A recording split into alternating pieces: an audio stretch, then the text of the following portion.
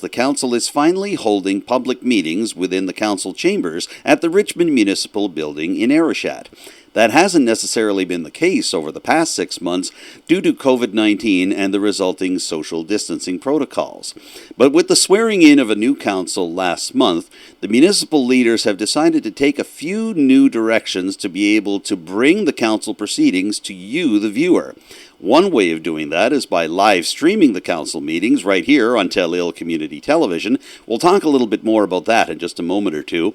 But as well, council wants to reinstate the public question period that was taken away by the previous council. Here's a few more details on that decision from the most recent meeting of Richmond Council's Committee of the Whole. My thought process here was that we reopen a regular question period to allow the public to ask questions of us. You know, obviously with the pandemic, it's, you know, that logistically complicated potentially, but we did want to put that on the table, and I'd like to hear any kind of discussion on that. Any thoughts? As a resident, you know, attending these meetings the last couple of terms, I was never a fan of getting rid of question period. I ran my campaign on openness and transparency and more public input and consultation and engaging in our residents. So for me to have people here on a regular basis and you see them at every meeting, if they have a question of council, they should have every right to ask that question and for us to answer it if we can at the time. I'm glad you're asking to bring back question period. I think it's important. I think it's great to allow the people the time to speak. I believe we have to, I guess, proceed with caution, like you say, in this pandemic time. But again, maybe let everybody know that our emails are accessible.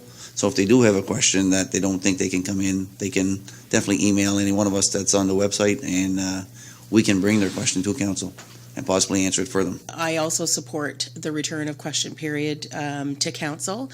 I think we want to be cautious with our time as well. We want to ensure that people are asking questions as opposed to using the forum as a opportunity to present a position, for lack of a better description. So I certainly support that. I definitely want to hear from residents of Richmond County, and as Councillor DIGGDON mentioned, you know, through more informal ways, not necessarily in council chambers, folks are welcome and encouraged to do that.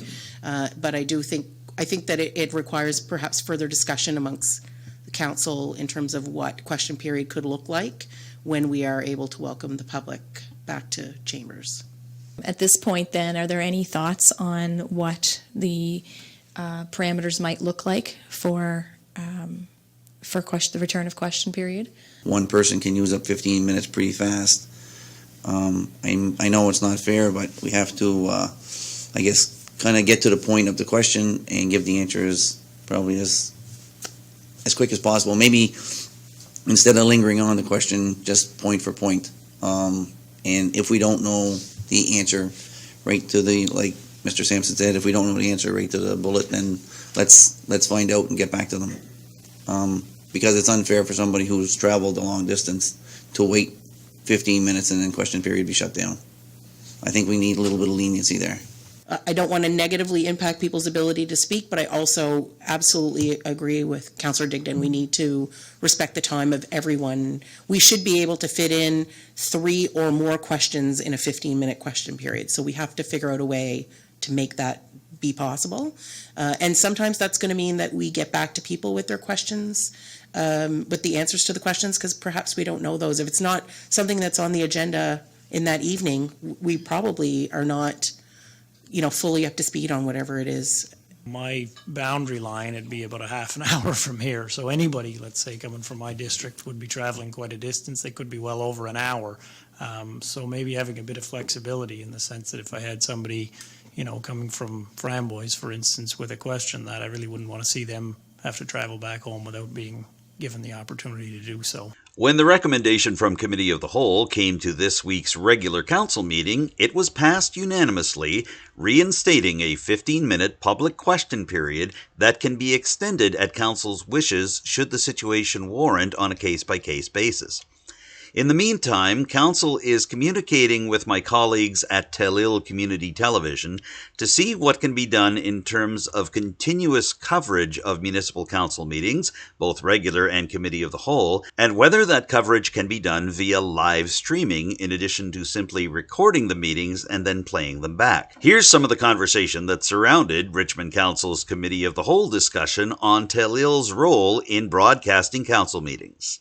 This suggestion and this idea is obviously going to be dependent on what happens with the pandemic situation. We're seeing our numbers on the rise.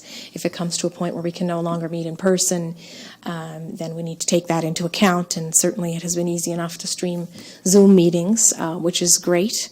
But I think, the value of having Telile record has been, evident and certainly was missed when it was not present by many community members.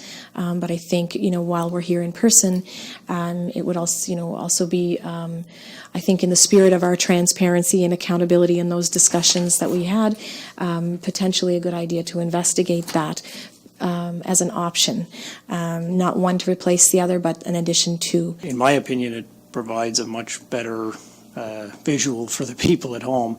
I don't know that it makes any difference whether it's broadcast tonight or tomorrow, only because I did get commentary from even the swearing in. People said, it was pretty dull. It was just focused on one part of the room, Whereas normally the council meetings, as I'm speaking right now, both of us will be shown, and if people from the other side of the room are speaking, they're shown. And I think there's a better quality from that. If I would have known, according to Brent's, description, that every time I talked, the camera was on me, I probably wouldn't have talked so much tonight. So, but in saying that, since I'm already here, I agree. It's the people want to know, and for those who can't get out, and with the pandemic in place, everybody wants to know what's going on at council. So I believe it's in our best interest and in their best interest. I mean, all of our platform was to keep the county united and keep everybody informed, and we want their feedback as well. So, I'm okay with, honestly, and I'm going to say it, I'm okay with screwing up on TV or on Telile or anything else. I'm fine with that.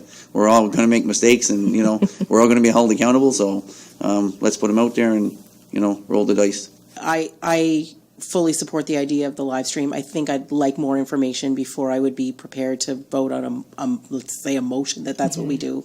I think we need to, consult with our friends at Telile to find out, if we can have multiple cameras in a live type of event or what. I don't know. It's not my area of expertise. So I guess I would say we should perhaps talk to the experts in terms of what that could look like. And of course, we need to consider budgetary constraints as well when we look at all of those pieces. So for me, I would love the idea in principle, and I would love to hear more about it. I would recommend exactly what Councillor Melanie Sampson said. We would consult with Telile first to see where their opinions are at and what they feel is the best option for us. So I would have the consultation with Telile first. Yeah. So it sounds like we'd like to get a little bit more information then. So I guess could we ask staff to consult with Telile to get some information on how that might be best done? Let's figure out what our options are, costs associated, and of course what resources would be required within the room as well